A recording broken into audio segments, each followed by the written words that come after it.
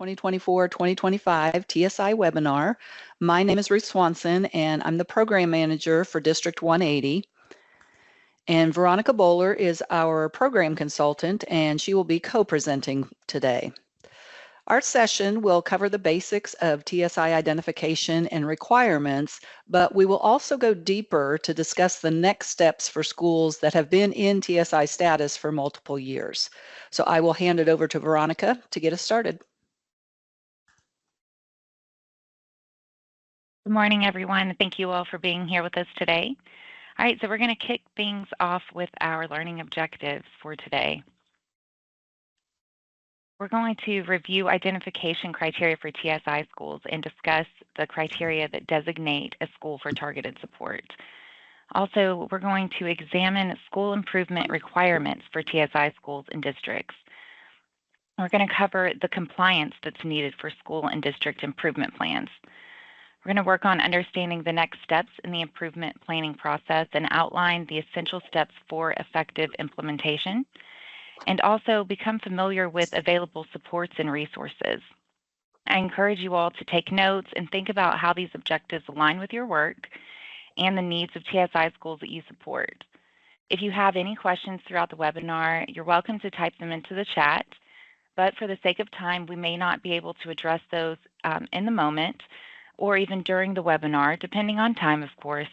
We will have, though, an opportunity for you to provide feedback for us at the end, as well as ask any additional questions or request additional assistance, and we'll share that at the end with you all.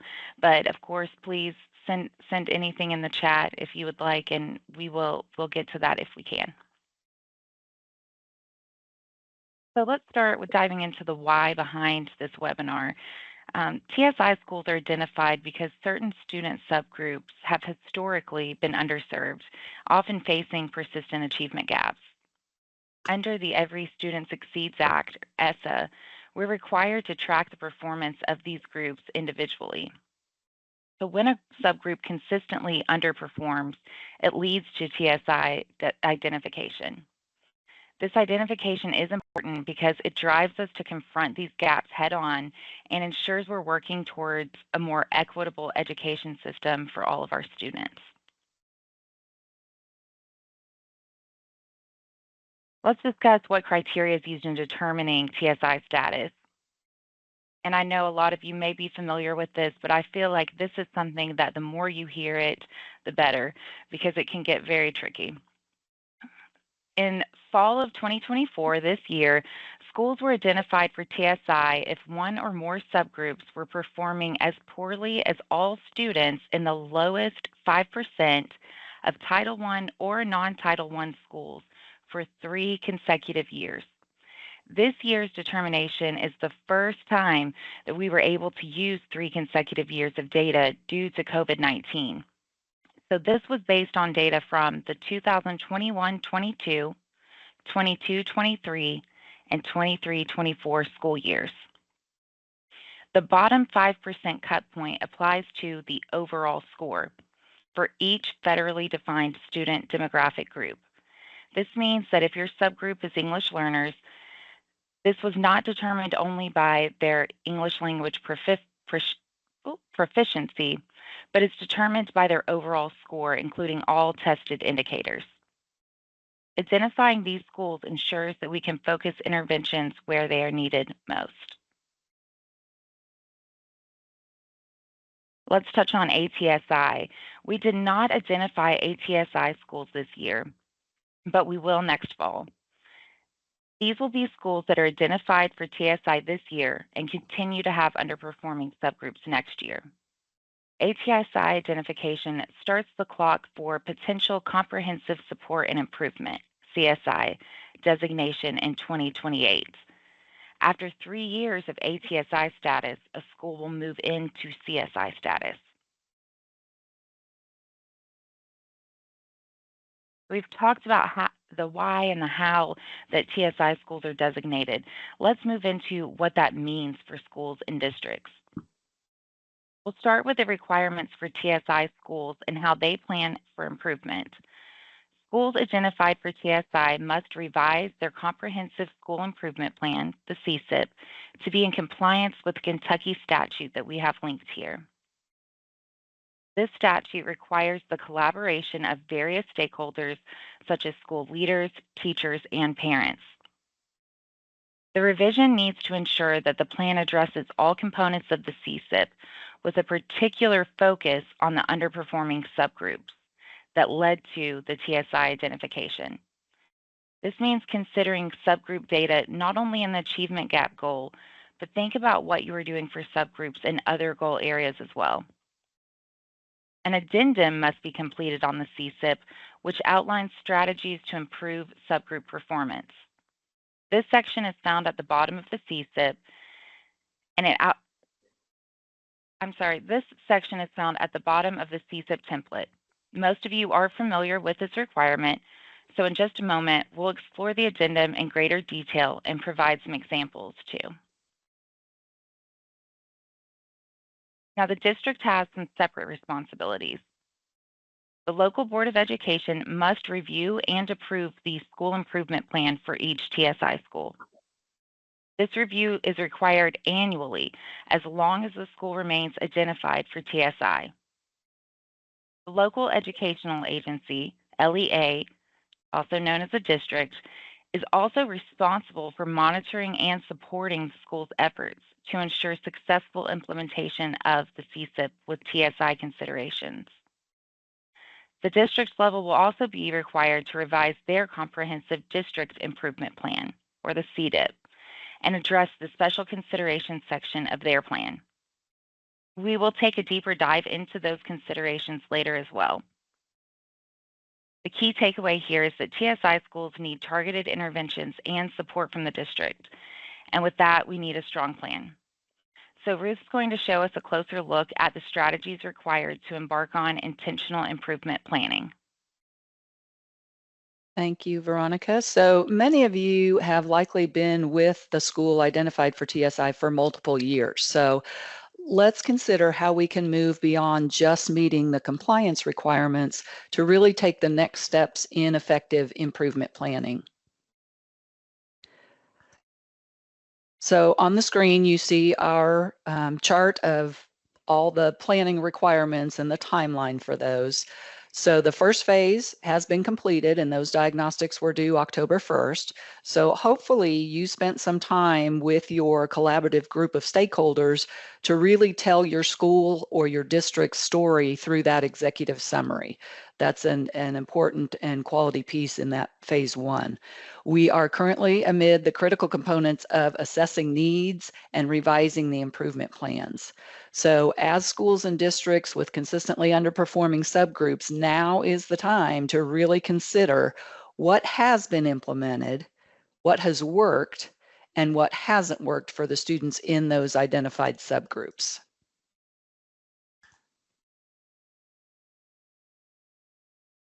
So the key core work processes are critical to the needs assessment process.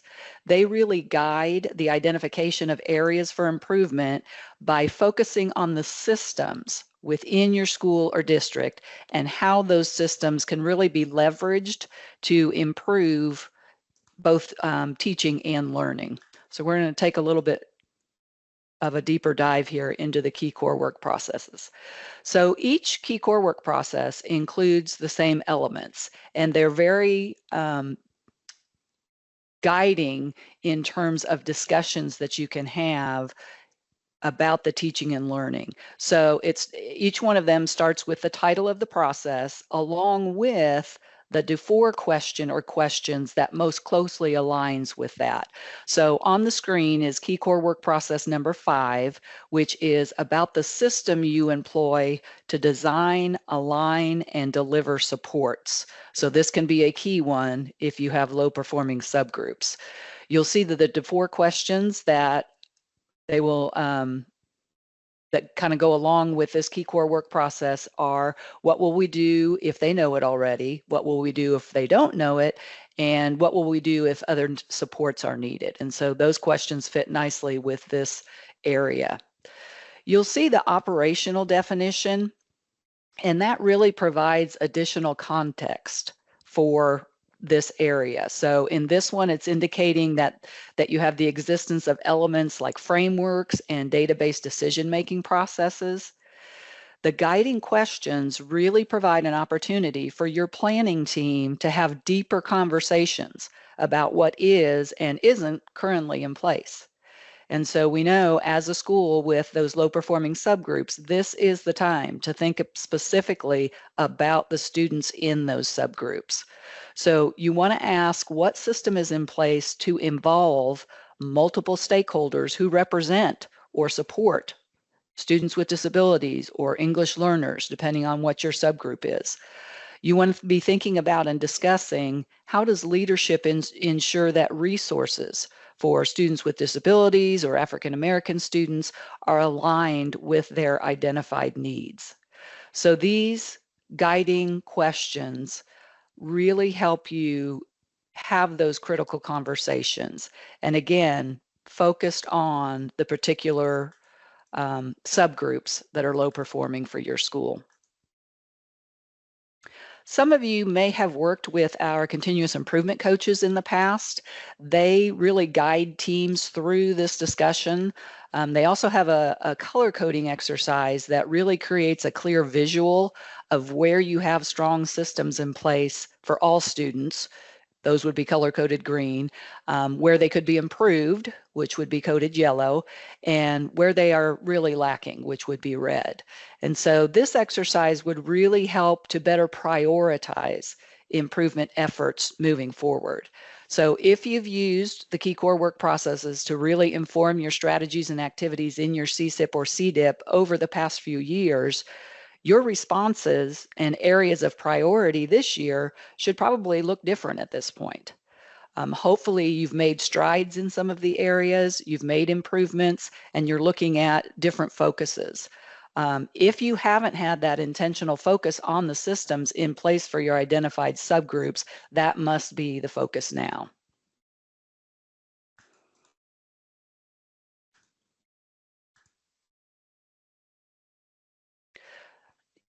What you want to end that exercise and that discussion with are really 2 to 3 of those key core work processes that will serve as the primary focus for your CSIP.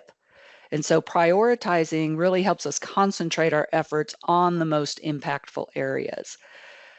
When you get through with that discussion, you may find that you haven't quite gotten to the root cause of why students in your low performing subgroup are not performing. And so you may look to other tools and other processes like a SWOT analysis to really identify those barriers that may be affecting that particular area and students in that subgroup. You want to be thinking about what is keeping you as an institution from creating and implementing that system. So this step is really crucial for targeting your improvement efforts effectively. So once you have those priorities identified, you're going to fill out that key elements template, and that will identify the processes, which is the work, the practices, which is what the workers implement, and the conditions around the workplace that play into that particular key core work process. This is just kind of a quick picture of what that key elements template looks like, but I just want to remind you, when you complete this template, you should be answering yes to only 2 or 3 of those key core work processes. You really want to have that priority focus. And you should be able to articulate the specific elements of that area that you're going to be working on. And that comes from those guiding questions that you discuss. So maybe, for example, on this one, you're going to seek out stakeholders that really represent and support students in your identified group to be a part of your improvement planning team. Or maybe there's going to be a committee that's going to be formed to really review high quality instructional resources that really meet the needs of students in your identified subgroups. So that's the specific detail that we're looking for in that far column. And so as a reviewer, if I'm reviewing your CSIP or your CDIP and I read those specifics, I can see the specific efforts that are going to be implemented to support students in your subgroup.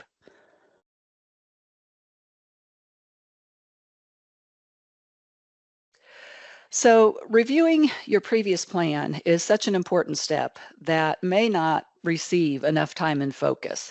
So this is where a tool such as maybe a 30, 60, 90-day plan is really helpful.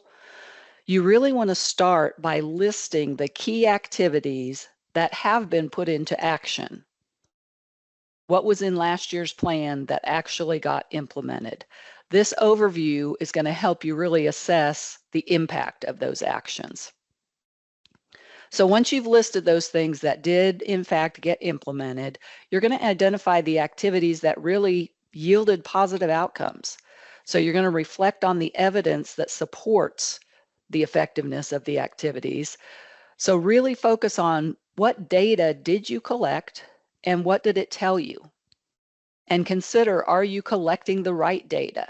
Are there still questions that you're not being able to answer through the data that you're collecting? Is there additional data that you want to look at? Remember that when we're talking about data as well, we are talking about student performance data, but also feedback from teachers and students, observational insights. There's all kinds of survey data. So don't just focus your efforts on the student performance data. You want to examine how the needs assessment process that you went through really identified or even challenged the needs of your subgroups. So this analysis is really vital for ensuring that all students receive the support that they require. And finally, you're going to consider what resources, training, or support your teachers currently need to enhance their effectiveness. So are they able to use data and feedback to make instructional changes? If not, what needs to occur for that to happen? And so by addressing these questions, you can really create a more targeted and responsive approach to your improvement planning. And we'll walk through here the specific TSI components next.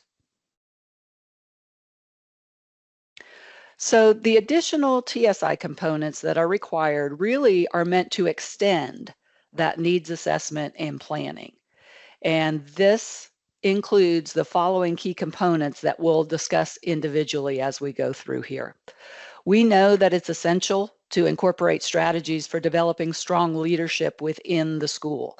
So this might include training and support systems that empower the leaders to drive change and foster a positive school climate.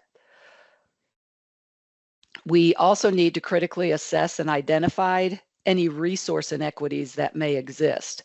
And so really understanding gaps in our resources and how those are used will help us kind of think about different ways to allocate resources more effectively to ensure that all students have the support that they need.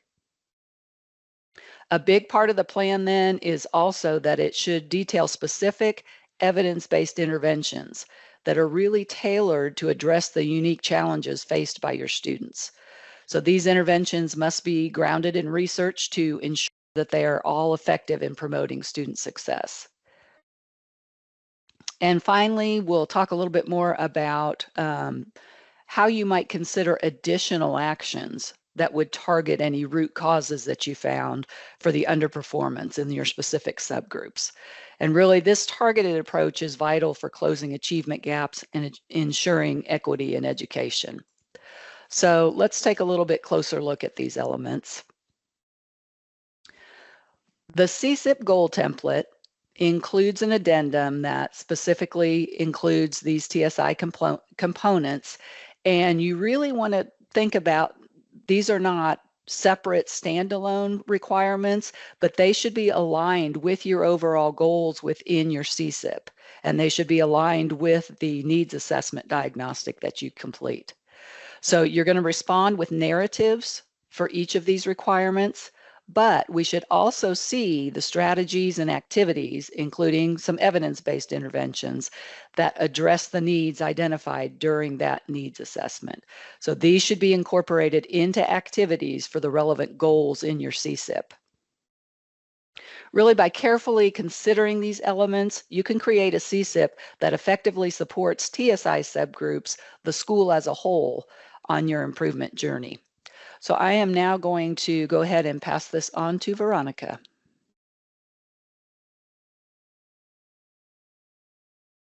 All right, as you see on the slide here, we have those TSI special considerations, or the addendum part of the CSIP. And these are the key questions that must be addressed in the CSIP plan specifically for targeted support and improvement schools. This shows you how the questions appear at the end of the CSIP template in the addendum section of the plan. We're going to go through each of these questions together to ensure a comprehensive understanding of what needs to be included. Up first, we have turnaround leadership development and support. So Rosalind Carter, former First Lady, said, "A leader takes people where they want to go. A great leader takes people where they don't necessarily want to go, but ought to be." So all of the principles on here, get ready for us to break down PEASL Standard 10, which is devoted entirely to school improvement. School improvement is tough work, and it does start with leadership. This slide highlights the first critical question that we need to address in the CSIP addendum. How will you ensure that school leadership has or develops the skills and disposition to achieve accelerated, meaningful, and sustainable increases in student achievement for underperforming subgroups? As you think about this question, consider what the data says about your particular subgroup or subgroups and reflect on how your leadership team impacts their success. On the next slide, we will delve into how turnaround leadership is defined. KRS 160.346 defines turnaround as a comprehensive transformation of a school to achieve accelerated, meaningful, and sustainable increases in student achievement through improved school leadership and school district support.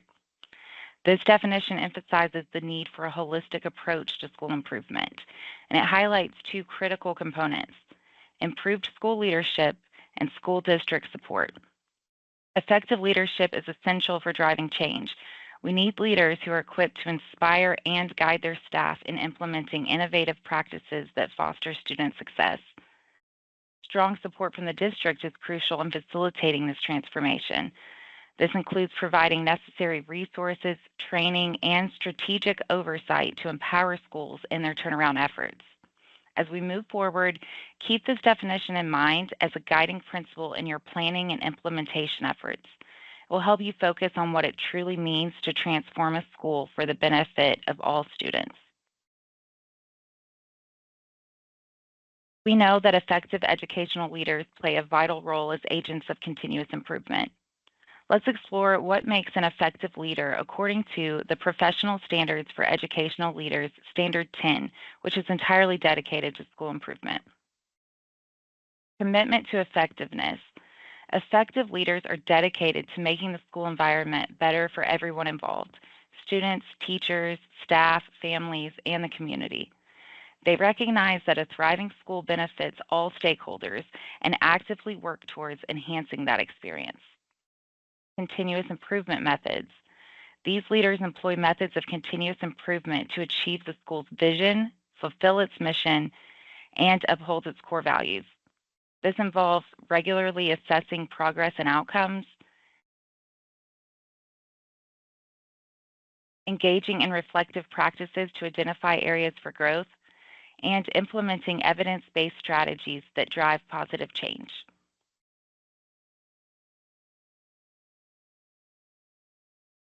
Continuing with our discussion on effective leaders, here are more key indicators that highlight their role in fostering improvement. Preparation for improvement. Effective leaders prepare the school and community for improvement by creating a culture that embraces change, and they instill mutual commitment and accountability among stakeholders. Effective leaders engage others in evidence-based inquiry, encouraging staff to ask questions and seek out data to inform their practices. Strategic goal setting, facilitating discussions to set clear and achievable goals. Planning and evaluation, leading systematic execution of plans and continuous evaluation for school and classroom improvement.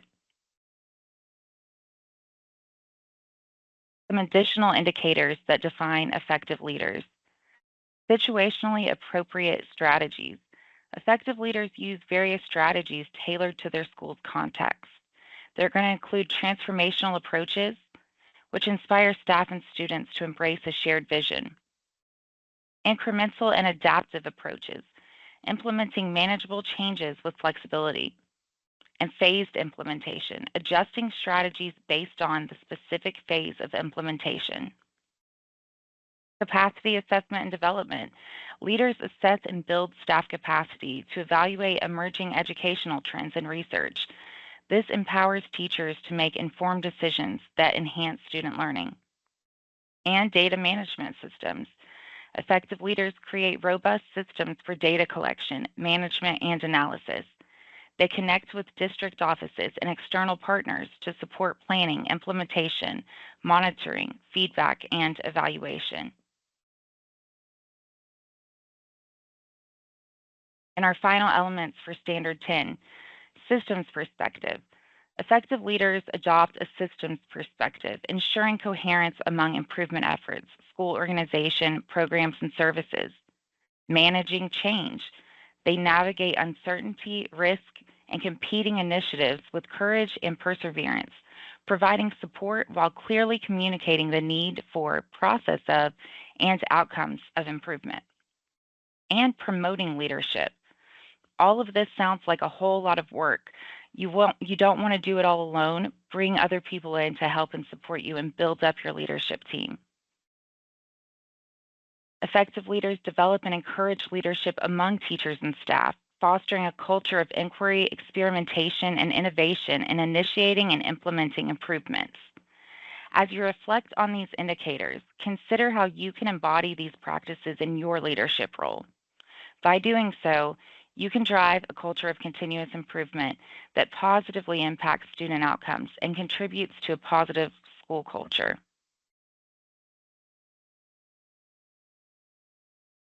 All right, so now that we've covered the PEASL Standard 10 elements on school improvement, let's take a look at some example answers to that first question on the special considerations for TSI Schools Addendum. The question asks, how will you ensure that school leadership has or develops the skills and disposition to achieve accelerated, meaningful, and sustainable increases in student achievement for underperforming subgroups? This slide provides a strong example of leadership from a recently exited TSI school, emphasizing their commitment to improvement. You'll see they have a laser focus on mission and vision. The administration here emphasizes the importance of staying aligned with the school's mission and vision. This focus is crucial for guiding all decisions and actions towards enhancing all student success. They speak on professional learning communities, or PLCs. They utilize PLCs to prioritize student achievement and professional development. These collaborative spaces allow teachers to identify the underperforming subgroups and analyze data effectively, helping them understand specific needs of individual students. And they speak about capacity building and support. The leaders recognize that supporting teachers is essential for fostering growth. They hold monthly meetings with district support staff to discuss student achievement trends. This collaboration not only helps identify areas for improvement, but also it facilitates development of targeted coaching plans that meet teachers' professional learning needs. This example illustrates a proactive approach to leadership, where the administration is deeply engaged in continuous improvement efforts and committed to empowering both students and staff.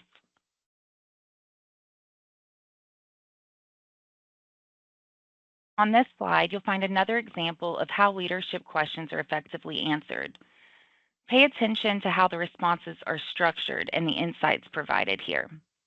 In this answer, the school leaders want to focus on several strategies to improve skills and mindset for their school. The 4 strategies listed are targeted professional development, coaching and mentoring, embedding equity and leadership practices, and tracking and accountability. After each strategy is listed, there's details about how they plan to tackle each one. Please refer to the P-cell indicators and the examples here as you develop your strategies and address the leadership questions in your plans. This can help guide your thinking and ensure that your responses align with best practices in leadership and improvement. We want this to serve as a valuable reference for you as you work on your own plans and revise them for this year. Now, Ruth is going to cover the other 3 questions that you'll need to answer in the Special Considerations Addendum. Thank you, Veronica. And as she went through the attributes of the leadership needed for school turnaround and school improvement, I hope you were thinking about your current leadership structure and team. Do you have new folks on there that haven't been present for the last couple of years? Or are you, do you have a consistent team who's been with you? What is it that that team needs now to really move the school forward? So let's take a look at the next element, which is critical resource inequities. And so the next question on the addendum asks you to address really 3 elements. First of all, they ask you to describe a process that your team used to review how your resources are allocated and used. So who was at the table? What kind of data and information did you look at to really try to understand how things like people, time, and materials are provided, and especially for students in your identified subgroups? So then you want to ask, or it asks you to list any inequities that you noticed as you went through that information that may be creating learning barriers for students in your subgroups. And then thirdly, it asks you to explain how you're going to address those inequities that you found. So let's go over some definitions and examples that hopefully will help you guide this process. So there are 2 critical terms that really guide our discussions moving forward. The first one is around equity, and equity refers to providing access to resources, supports, and opportunities that are really based on individual needs. It's important to understand that equity is about recognizing that not all students start from the same place, and we really need to tailor our approaches to meet their unique requirements for success. The other term is resources, and this term encompasses both assets and capacity. And so what assets and capacity are available to support the learning environment for each learner? It mentions that resources can be categorized in a couple of different areas. Material resources, so we're talking physical things like books and classroom supplies. Digital resources, which are online tools and platforms that can help facilitate learning and help students access information. And then there's also human resources. So we're talking about the actual educators, the support staff, the community members who can play a vital role in fostering that positive learning experience. So by understanding these terms, that can help you work toward creating an equitable learning environment. But you need to be intentional about really examining how your resources are assigned. So we'll take a look at that next. So we learned that equity is about providing access. Resource equity refers to how you provide resources to create experiences that empower all children to achieve rigorous learning outcomes. So let's break down some key components of resource equity. One of those could be time. We know that effective allocation of time ensures that all students have ample opportunities for learning, for collaborating, and for receiving support that they might need. So this might involve adjusting schedules or adding opportunities to provide more instructional time or maybe targeted intervention periods. So thinking about access to time. Schedules is another big thing, especially when you get into secondary schools, middle school and high school. Thoughtful scheduling can really optimize learning environments and they can allow for different flexibility in class structures. You also want to look at materials.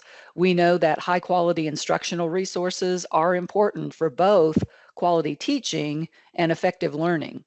And so having access to quality materials is really essential for providing engaging and relevant learning experiences. So this could include textbooks, technology, and other resources that facilitate instruction. Another big piece is rigorous content. Too often, we think that students who are not achieving only need remediation, but offering challenging and meaningful content is really vital to all students. So equity is ensuring that every student has access to a curriculum that pushes their thinking and encourages growth. So really be thinking about, do students in your identified subgroup currently have that? And then we know the all important quality teaching. The effectiveness of instruction is paramount. So you want to consider things like, are your strongest teachers supporting your students with the greatest needs? Are you providing professional development and support for teachers? That will ensure that they have the skills and necessary resources to meet the diverse needs of their students. So thinking about each of these areas about resources and how they're used and determining, are there any differences or gaps among all students as opposed to your low performing subgroups? So Veronica went over the PEASL standards for leadership. Other standards that we use at KDE around school improvement come from Cognia. And Cognia has performance standards, and standard 15 really addresses resources. According to their standard, really at the heart of effective resource management is this principle that learners' needs drive the equitable allocation of resources. So we talked earlier about the needs assessment. So do the needs and priorities you identified during that process really determine how your resources are allocated. So have you used people, time, and money differently based on those identified needs? And if not, how do we do that moving forward? So the commitment to data-driven decision making really enables schools to optimize the use of their resources. So let's take a look at an example, a couple examples from this resource equity piece. So here's an example response regarding resource allocation and addressing the inequities. Remember, the first element to the question is describing your process. So in this example, we can see that the SBDM Council and leadership team look at the school budget, the master schedule, and caseloads. So that's what they're looking at to determine resources. The second element asks you to list inequities that you may have found. So this particular school found that in the 22-23 school year, many students with disabilities are still in resource settings, and that those settings don't provide them access to quality grade level learning experiences. And so they mentioned that were exploring co-teaching to try to reduce reliance on resource classrooms where materials are often below grade level. The third element then, remember, is where you're asked to explain how the inequities will be addressed. So they mentioned that in the following school year, they had more students receiving core instruction through co-teaching with grade level materials and accommodations, and that they were going to use walkthroughs to ensure proper implementation of that co-teaching model.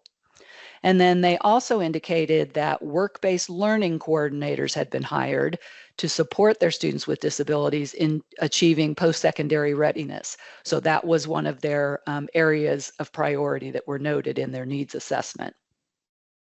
So you can see this example just highlights effective strategies for resource allocation and then addressing those inequities as well. We'll take a look at another one. This example of how the resource questions can be effectively addressed. So you see the specific data and information that was reviewed. So they looked at staffing, they looked at instructional time, and they looked at budgets, and it tells you who was involved in that. The specific issues they listed were that they found that students in their low performing subgroups did not have access to experienced teachers. They didn't have enough instructional time for core content, and they realized that funding really wasn't meeting the needs of students in those subgroups. So we've identified our process, we've identified what the issues were, and now on the next slide, we're going to see how they're going to address those issues.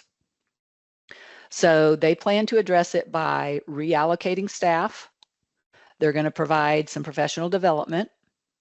They're going to look at revising schedules, and they're going to make intentional focused funding on interventions for the identified subgroups and they're also going to monitor and adjust as they go through.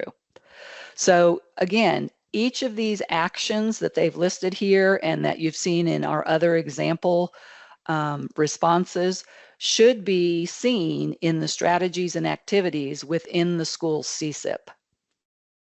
That's how we look for alignment and know that these are not just standalone, but they are indeed a part of the bigger process.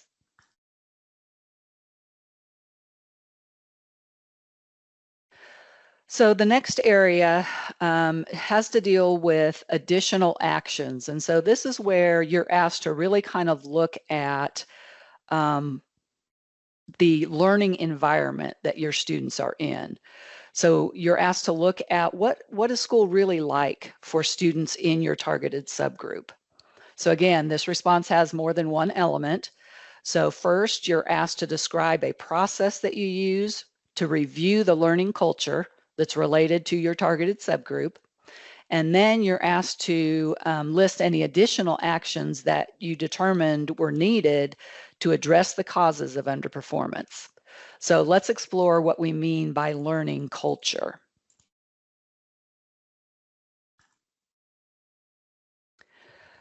So again, within their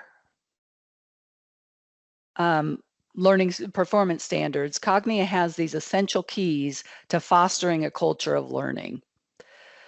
So we know, first of all, that successful schools have stakeholders such as teachers, parents, community members, and administrators who are really actively engaged and supportive of the institution's mission. And their involvement is crucial in creating a unified environment that prioritizes student success. We also know that a strong culture of learning really places learners' academic and non-academic needs and interest at the center of the decision making.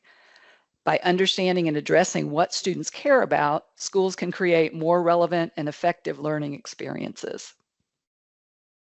And then circling back to those stakeholders, we know that it's vital for all stakeholders to really feel included and supported in the educational process. So this means really fostering open communication, collaboration, and providing resources that empower everyone involved in the learning community. So a specific performance standard that Cognia has is standard 1. And in here, it describes leaders' actions that can really help cultivate a culture of learning. So first of all, do you as a leader or leadership team prioritize creating a culture that embodies respect, fairness, equity, and inclusion for students in your identified subgroup? Do those students feel valued and supported? Do you as a leader or leadership team model the attributes that you wish to see in your institution's culture? Do you set clear expectations for all staff members, fostering a cohesive approach to maintaining a positive environment? And then decision making and practices should align with these values. That will ensure that every action taken within the institution really supports a culture free from bias for all students. So let's take a look at some example responses for this question on the addendum. You can see in this example that the school explained their process of reviewing different types of surveys, and they listed the issues that could be impacting the subgroup's performance. One of the issues, though, is that this response doesn't address what actions will be taken. So we're going to look at another example that goes a little bit further and addresses the particular actions that they have determined need to be taken.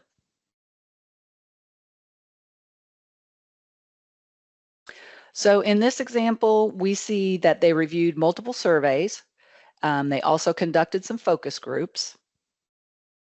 As they gathered that information, they uncovered that there were differences in the sense of belonging and engagement in their identified subgroup. And it tells you that they also gathered observational data. So we know their process, we know what they found, and on the next slide, they're going to tell us how they're going to address. Oop, I lost it. There we go.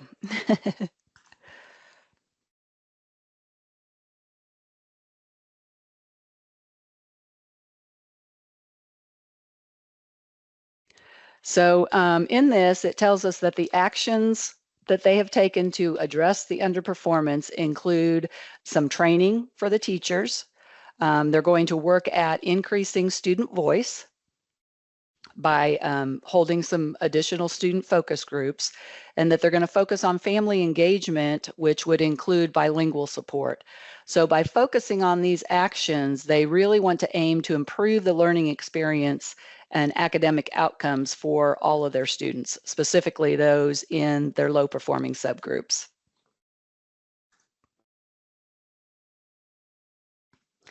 We have thrown a lot of information at you pretty quickly. Before we move into the next section, which is the evidence-based interventions, I want to pause here for a moment. I'm going to check the chat box to see if we have any questions we might be able to address.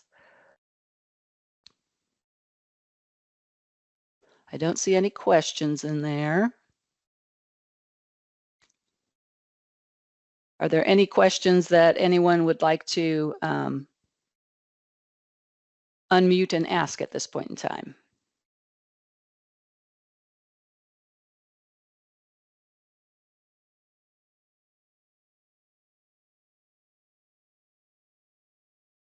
Hi there. My name is Nicole Travis. I'm the principal at Trumbull in Jefferson County Public Schools.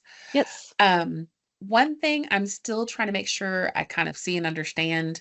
So we have unfortunately been TSI the last 3 school years. And our goal, of course, would be to get out for next year. Mm-hmm. What I'm wondering is if we are out next year, are we still going to be ATSI regardless? Because when I keep looking at the verbiage, it looks like we would be. And so that's a little bit confusing to me. Okay, yeah. So if you exit TSI status next year and you have no subgroups in that low performing group, then you are not a TSI.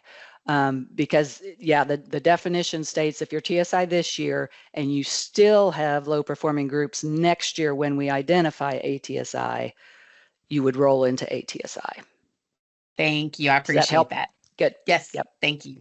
Yep. All right, good question. We will go ahead and move into the next section of the addendum, which is evidence-based interventions. So this slide highlights the final requirement that you need to address. And so it's asking about what specific practices that have been shown to be effective will you implement? And again, a multi-part response is needed on this question. So you'll really gather your response for the first element of this question from your needs assessment, because it asks you to identify the areas of need that were identified by analysis. And so that was your needs assessment. So you're going to mention, here's the specific needs that we're going to address. You'll want to just in narrative form summarize what evidence-based practice is that specifically targets students in your identified subgroup, and explain how you'll monitor whether it's happening and whether it's working. So again, multi-part question, and you're really thinking about aligning, here's the need we saw, here's an evidence-based practice we found to address it, and here's how we're going to monitor. You'll notice at the bottom of that slide that there's an additional section for evidence-based practices. So there's a table that you're asked to complete as well as providing this narrative response.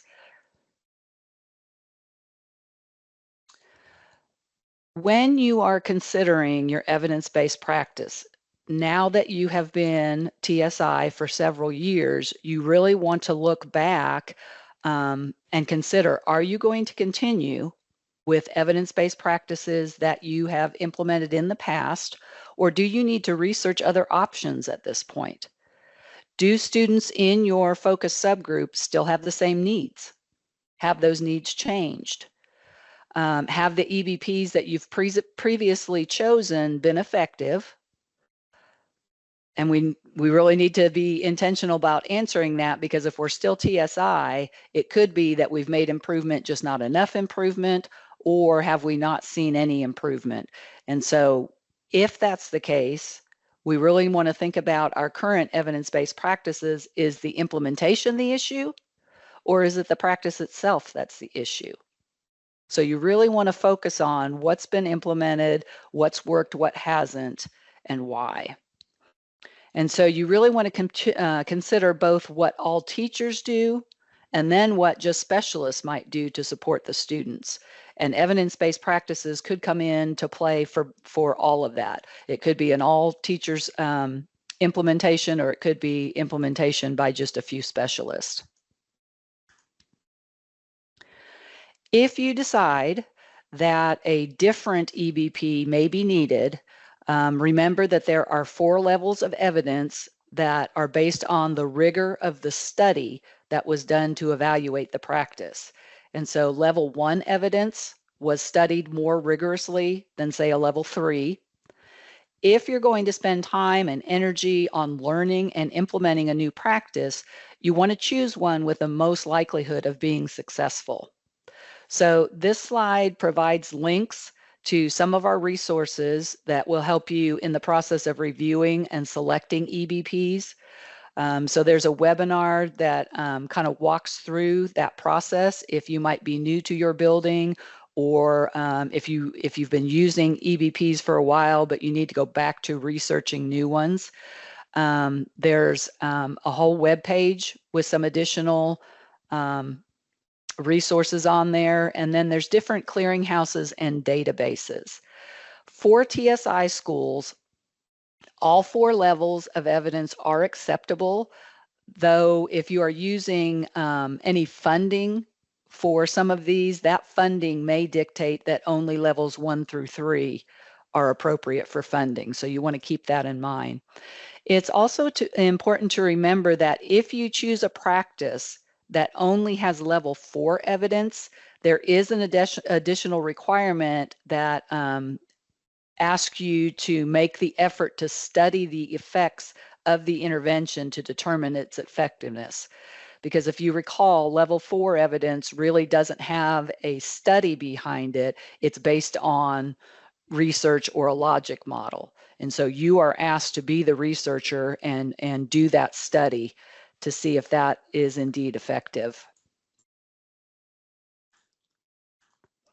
So let's take a look at a narrative example of an EBP that might be used.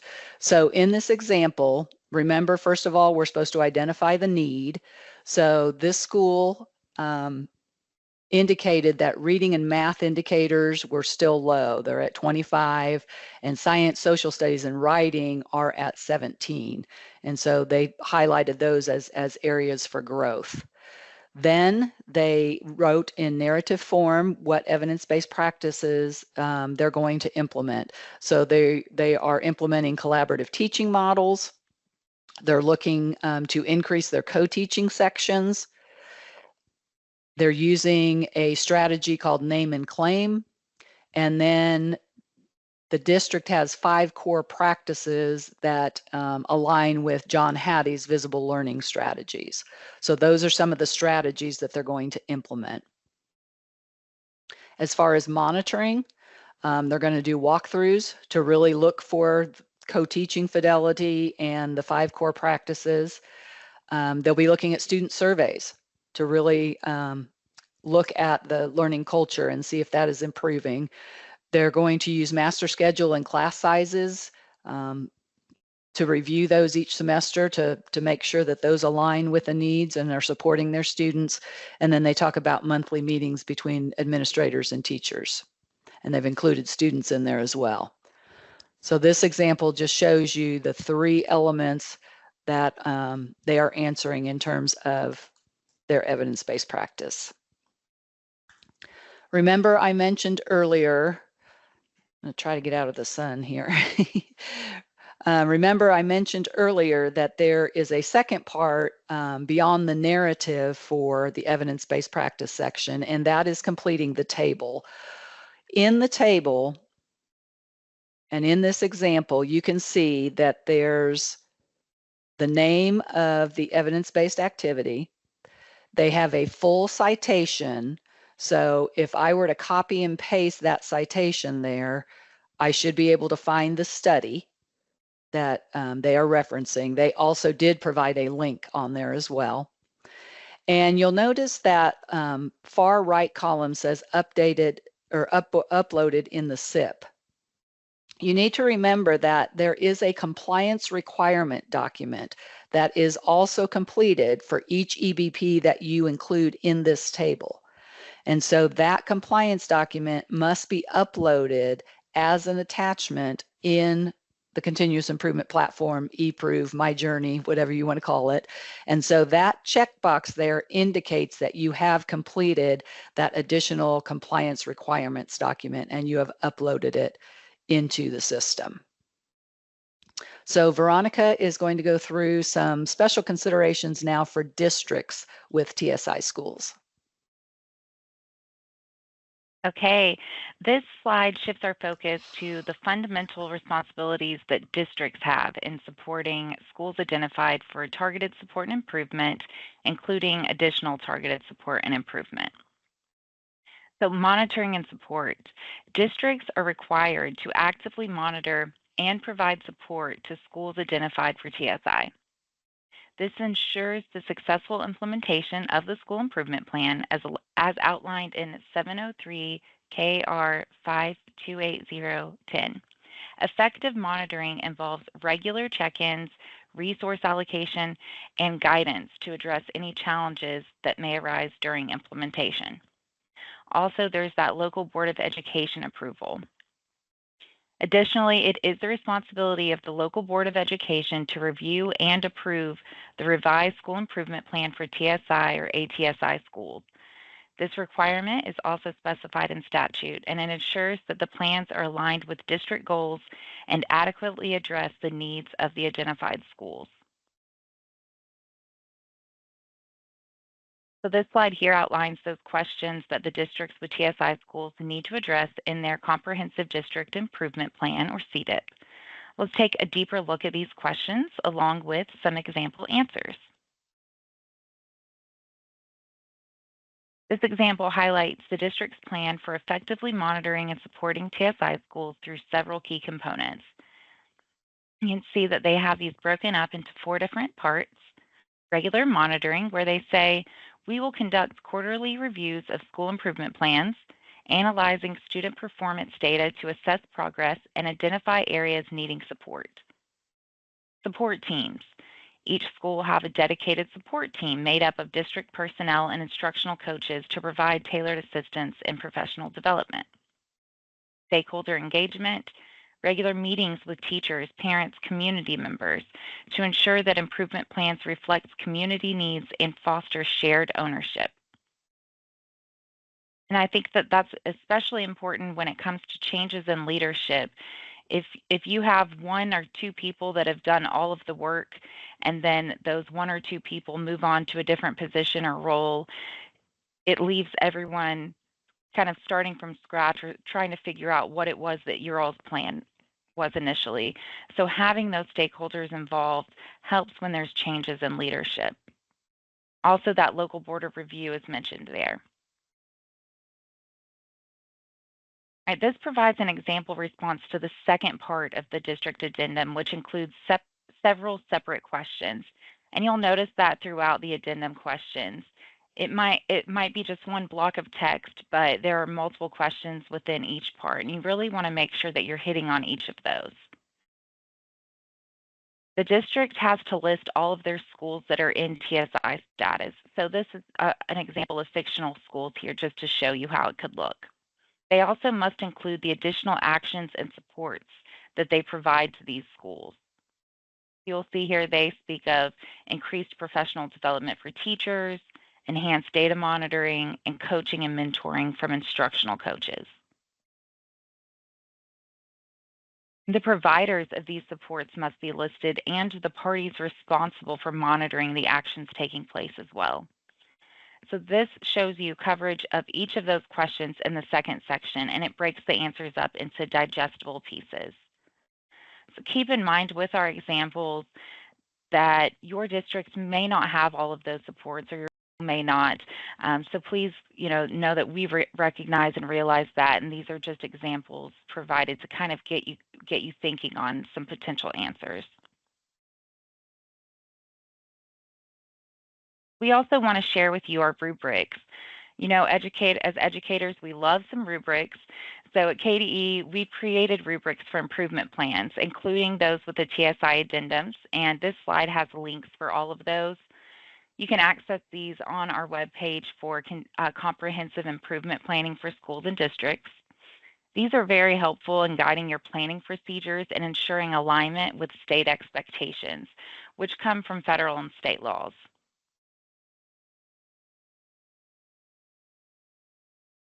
All right, as we come to a close here, we wanted to share some essential resources designed to support TSI schools in their improvement efforts.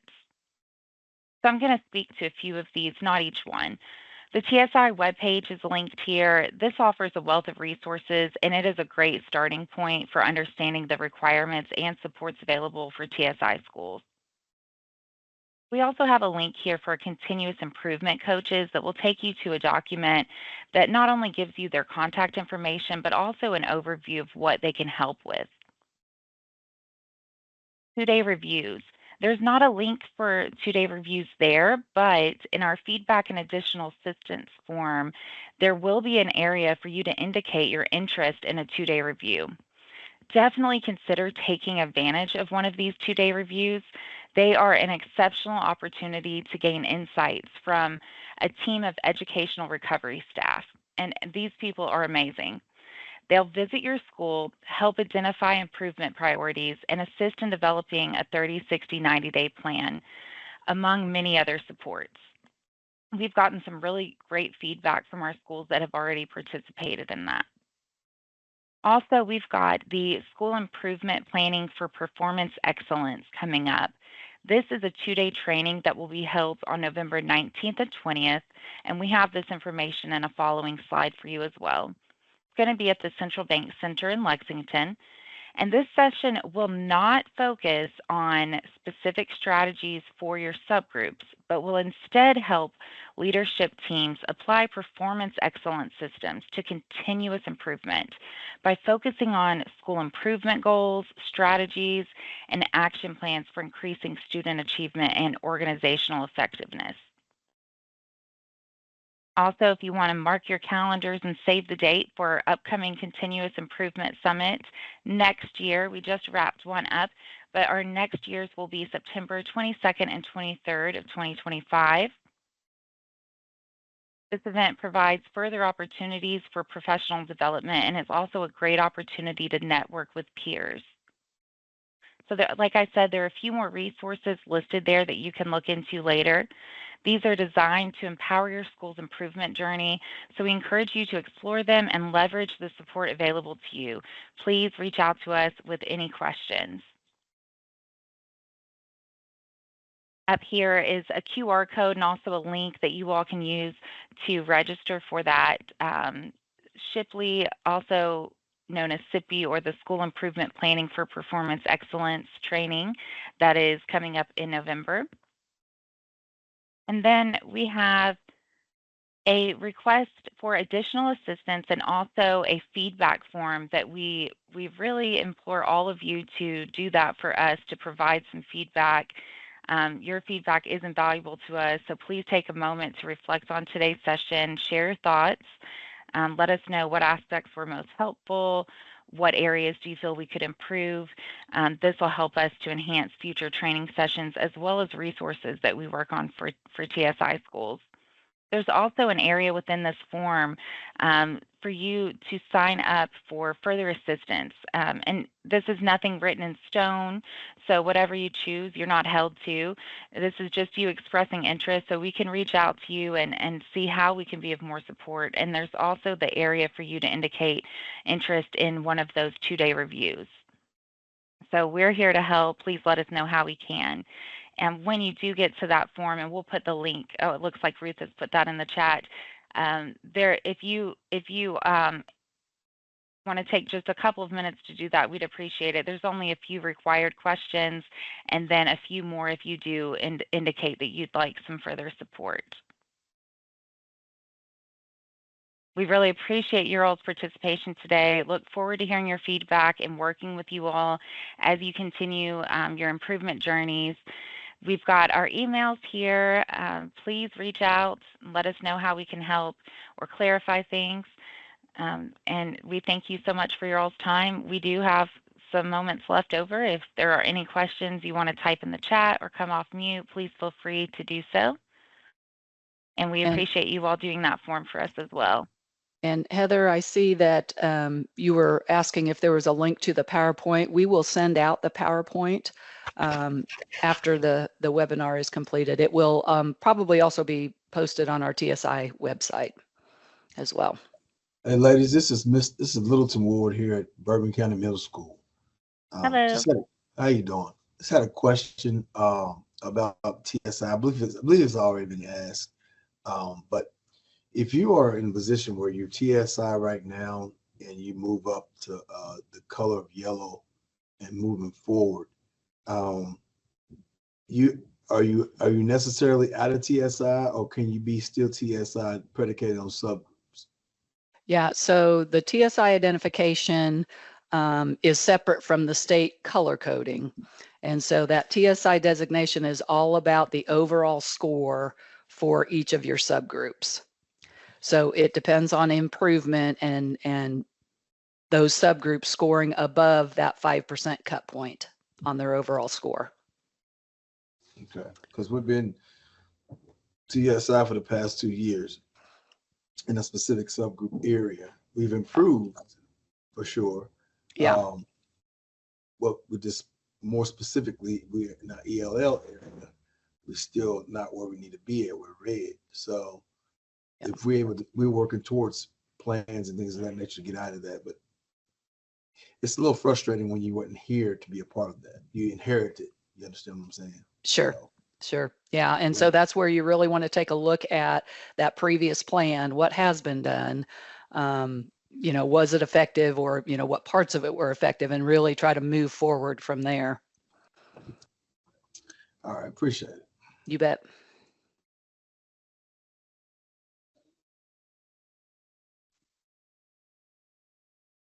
Hello, this is Joseph Wood, Jefferson County Public Schools. Question, TSI status. If you remain in it a certain period, does that lead you into CSI again, or could it? The next step would be ATSI. And so it really doesn't depend on the number of years you've been TSI. It just matters when we are in an ATSI identification year. So next year is an ATSI identification year. So all of you on here who are TSI this year, if you still have a low performing subgroup next year, you would roll into ATSI. With ATSI, that's where you have 3 years to exit ATSI status. And if you don't exit after those 3 years, that's when you could potentially roll into CSI.